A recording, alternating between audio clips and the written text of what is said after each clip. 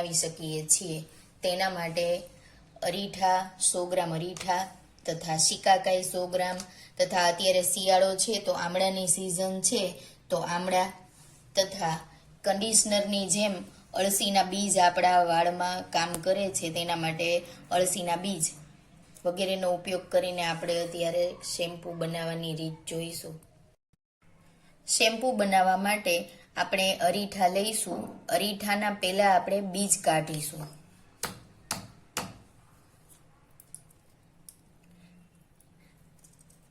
આવી રીતે તેમાંથી બીજ નીકળી જશે। પછી આપણે આ ભાગનો ઉપયોગ પાવડર બનાવવા માટે કરીશું। શિકાકાઈના પણ આ રીતે આપણે બીજ કાઢી લઈશું અને બીજ અલગ કરીને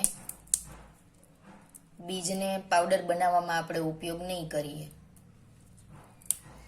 આ રીતે શિકાકાઈ તથા અરીઠાના બીજ આપણે અલગ કરીશું।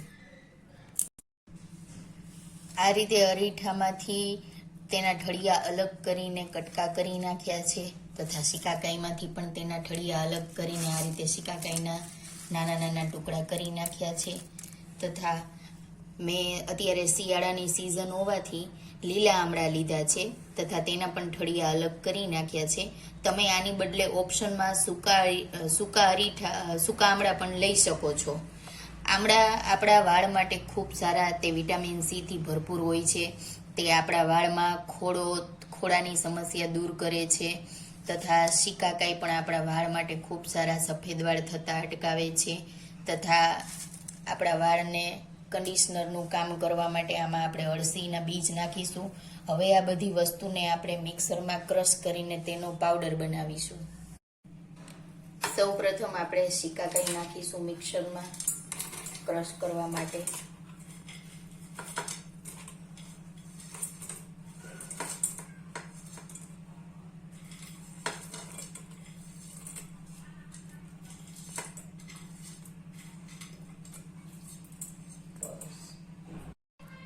આ રીતે 100 ગ્રામ શિકાકાઈનો આપણે પાવડર બનાવેલ છે।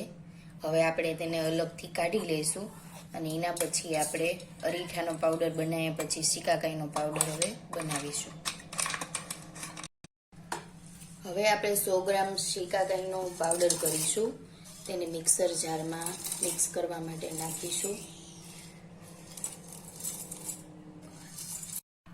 આ રીતે તમે જોઈ શકો છો કે શિકાકાઈને આપણે મિક્સરમાં ક્રશ કરીને આ રીતે પાવડર બનાવેલ છે, તે પણ આપણે અરીઠાના પાવડરમાં મિક્સ કરી દેશું। 100 ગ્રામ અળસીના બીજ લીધા છે। અળસીના બીજ વિટામિન ઈ અને વિટામિન બી થી ભરપૂર હોય છે, જે આપણા વાળના મૂળને મજબૂત કરે છે, સાથે સાથે આપણા વાળને કન્ડિશનરનું કામ કરીને સિલ્કી બનાવે છે। તેને 100 ગ્રામ અળસીને પણ આપણે મિક્સરમાં ક્રશ કરી લેશું।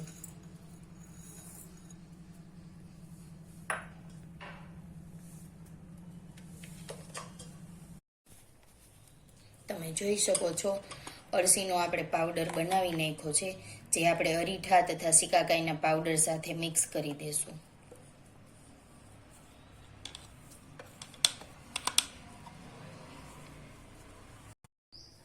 આમળા પણ વિટામિન સી થી ભરપૂર હોય છે। અત્યારે શિયાળાની સિઝન છે તો આ રીતે આમળાને કટકા કરીને આપણે તેને પણ મિક્સરમાં ક્રશ કરી નાખીશું।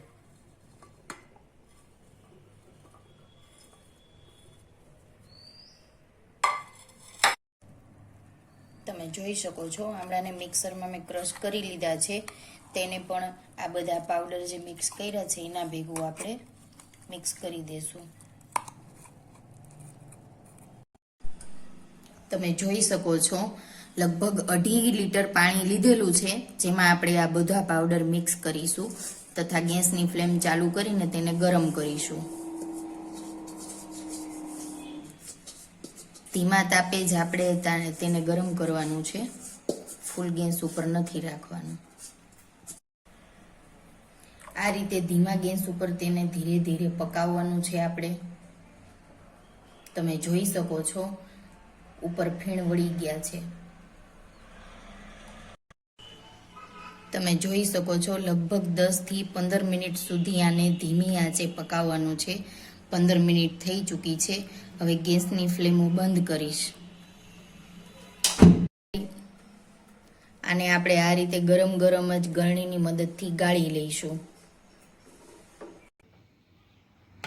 તમે જોઈ શકો છો, ગાળીને આ રીતે તમે થોડીક વાર તેને રાખી મૂકીશો એટલે આ રીતનું ઘટ ટેક્સચર જોવા મળશે. જો તમે તેને ગરમ ગરમ નહીં ગાળો તો આ રીતે ઘટ થઈ જશે, જેથી કરીને ગાળવામાં તમને તકલીફ પડશે. આ રીતની કોઈ પણ વધારાની ખાલી શેમ્પૂની બોટલમાં પછી તમે સ્ટોર કરી શકો છો એને, અને મહિના સુધી તેનો ઉપયોગ કરી શકો છો.